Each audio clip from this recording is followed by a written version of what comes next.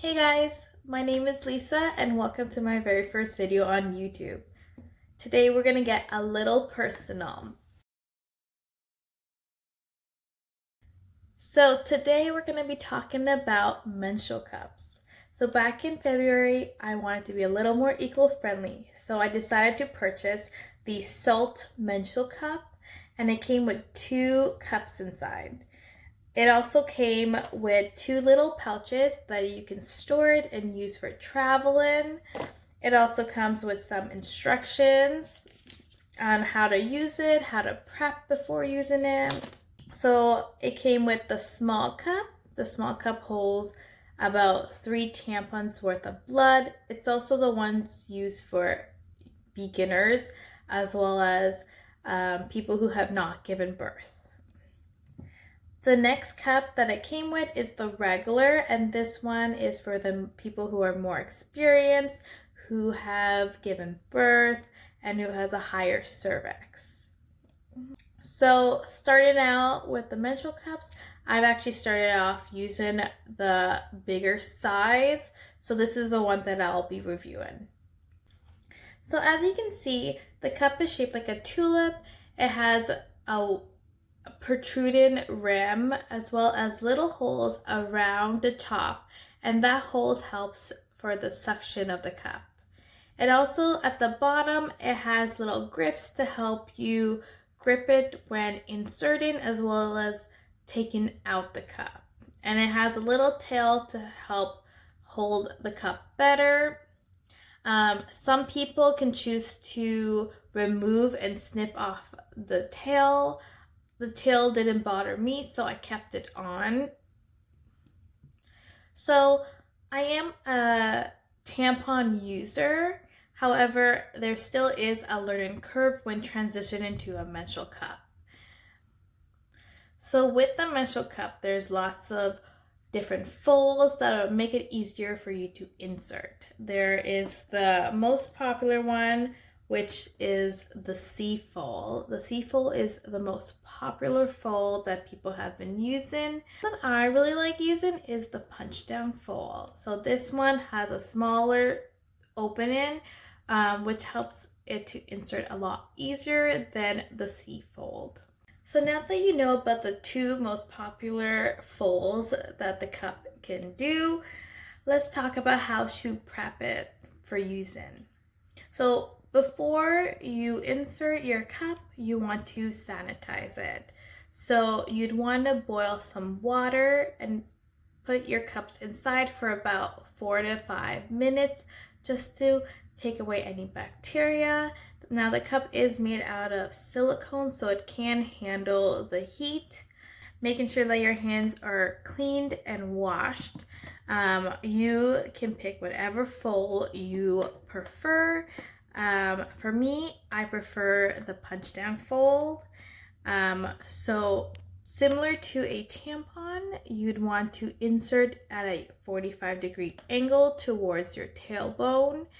You want to be as relaxed as possible because it does take some time and practice to make sure that the cup is secured inside as well as that it, I guess, pops inside, and sometimes you do feel that pop. So once you're slowly moving it up into your thing, it would slowly pop. What I like to do is run my fingers along the side of the cup to make sure that it's actually popped and is secured, making sure that the suction is there. That's why you also want to make sure you check the holes before inserting to make sure that the holes aren't clogged, otherwise the suction won't be there. What I also like to do is tug on this little tail to make sure that the suction is there. I would suggest using a protection like a penny liner or a pad just in case there were any leaks. For my first month, I didn't have any leaks, so I was lucky, but everyone is different. So you can keep the cup in for 12 hours. It really depends on person to person and how heavy your flow is. I did keep my cup in for 12 hours. Sometimes I did change it a little earlier. If you are using it for your first time, I would suggest changing it a little earlier than 12 hours. So it really depends on how much blood you're losing and how heavy your flow is. I was fine with this cup. I only had to change it 2 times a day. On my heavier days, I do change it 3 times. So it's really good to also know your cycle and to know when is your heavier days. So the process of a cup, it basically collects the blood and then you remove it and dump it out.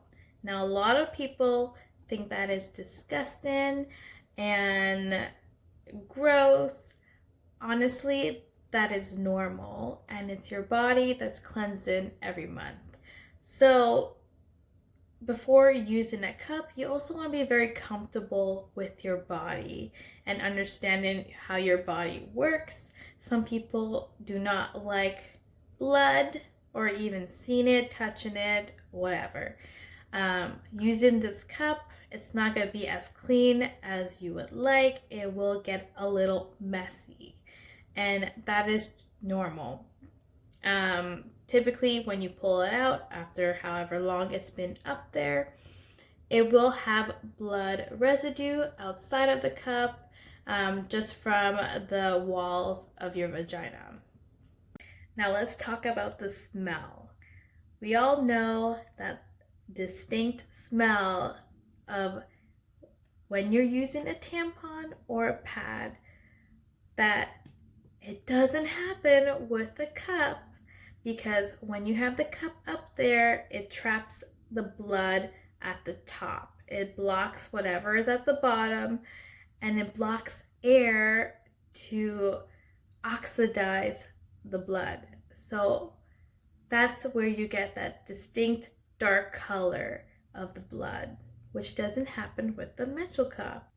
Now, I can't stress how amazing the transition to a menstrual cup has been. I can go swimming with it. I can be more active. With the menstrual cup, it just molds with your body. When you move, it moves, which is why it's made out of silicone. It's very malleable, so it's very easy to take a shape of any movement that you do with your body. So once your 12 hours is up and you're ready to remove the menstrual cup, you're gonna, with clean hands, reach inside and try to feel for this tail until you reach the grip at the bottom of the cup. That's when you will pinch and pull out slowly. You'll want to pull out slowly so you don't leak the blood as well as spill it anywhere. So you'll slowly pull it out until you can straighten up the cup. When it's out, you can dump the cup in the toilet. Now, I recommend that you first wash your cup in cold water to get any of the blood. If you were to wash it in hot water, it can stain the cup, and nobody wants a stained cup. So after all the blood residue is out, then you can wash it with hot water. So once it's all rinsed out, you can also sanitize it again in hot water, and then put it in your little pouch, and then you're good to go for the rest of the day. Anyways, guys, thank you so much if you made it this far into the video. Hopefully I can post some more videos, and I will see you soon. Bye.